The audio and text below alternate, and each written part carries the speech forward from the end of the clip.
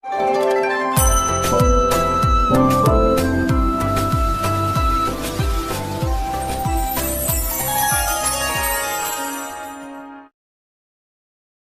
जगन्नाथ मु दिवाकर दास आपण मानक प्रणाम करुच्ची। धनर अभाव केबे रहिबनी जदि आपण किछि नियम को मानत। आज ये वीडियो रे आपण मानक से नियम सब कहबू जो नियम मानिबा द्वारा आपनकर धनर अभाव वृथा खर्च मध्य आपण रोकी परिबे। कोन करिवे सर्वप्रथम लुण को सर्वदा काच पात्र रखन जा द्वारा घरे माँ लक्ष्मीकर प्रभाव पड़े, माँ लक्ष्मीकर कृपा रहे।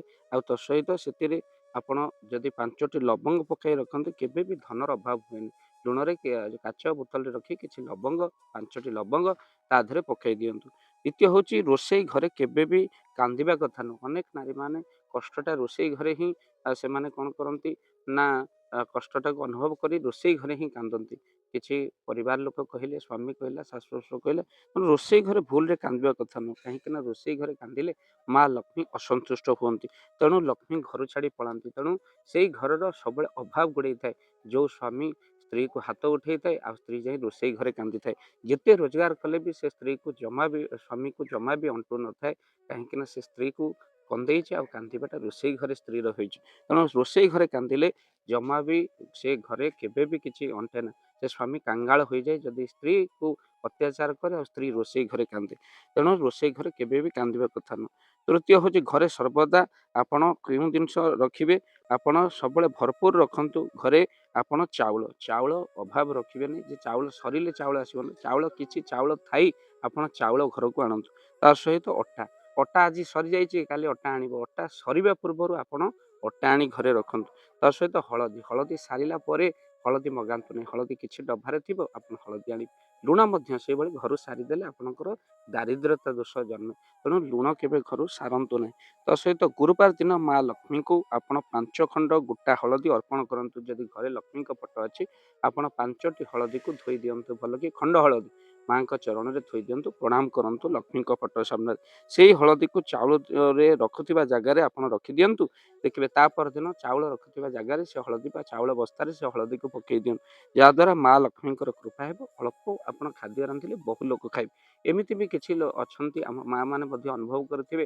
देखिए अल्प लोक रोषे तो बहु लोक खाइकी खाଇବା पुणी बड़ी थी। यह हूँ माँ लक्ष्मी कृपा। आपंकर निश्चिंत लक्ष्मी कला सेमी जदि दर्शक आम सहित जोड़ी निश्चिंत अनुभूति बांटे। आप रोषे कर 4 जन किंतु 10 जन खाइले आउ खाद्य बड़ी। एभली जदि अनुभूति आपन पाखे थाए कमेंट बॉक्स में लिखिए।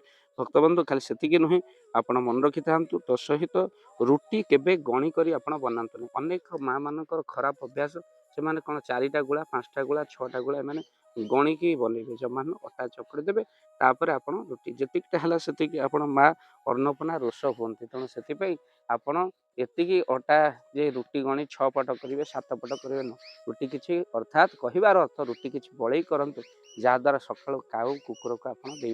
रुटी जिते बड़ो भल।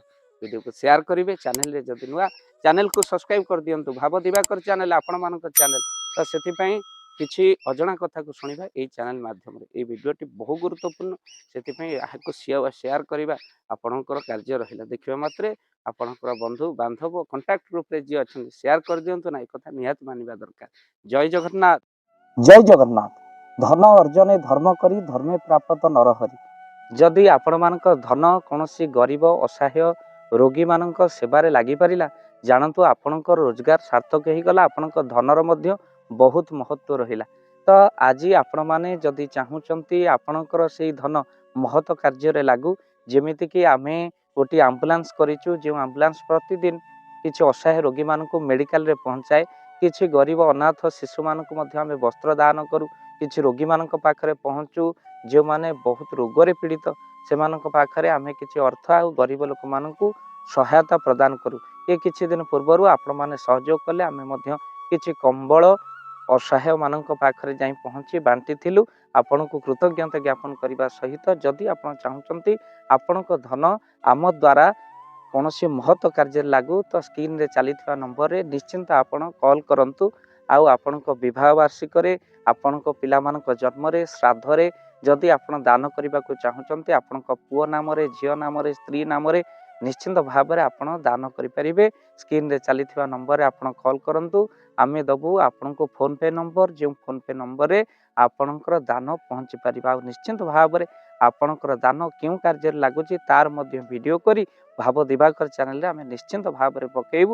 ଆପଣ ଦେଖି ନିଶ୍ଚିନ୍ତ ଖୁସି ହେବେ। ତ ଆପଣଙ୍କ ପୁଅ ଝିଅ ବିବାହ ବାର୍ଷିକ ଜନ୍ମଦିନରେ ଯଦି ଆପଣ ଚାହୁଁଛନ୍ତି ଆପଣଙ୍କର ଦାନ ମହତ କାର୍ଯ୍ୟରେ ଲାଗୁ, ତ ସେଇ ଶୁଭ ଦିନ ମାନଙ୍କରେ ଆପଣ କଲ୍ କରି ଆମକୁ ଫୋନ୍ ପେ ନମ୍ବର ମାଗିପାରିବେ। ଆଉ ଆମ୍ଭେମାନେ ଆପଣଙ୍କୁ ଫୋନ୍ ପେ ନମ୍ବର ଦେବୁ, ଯେଉଁ ନମ୍ବରରେ ଆପଣ ସହଯୋଗ ରାଶି ପଠାଇ ପାରିବେ। ନିଶ୍ଚିନ୍ତ ଭାବରେ ଆପଣଙ୍କର ଧନର ସାର୍ଥକତା ହେବ।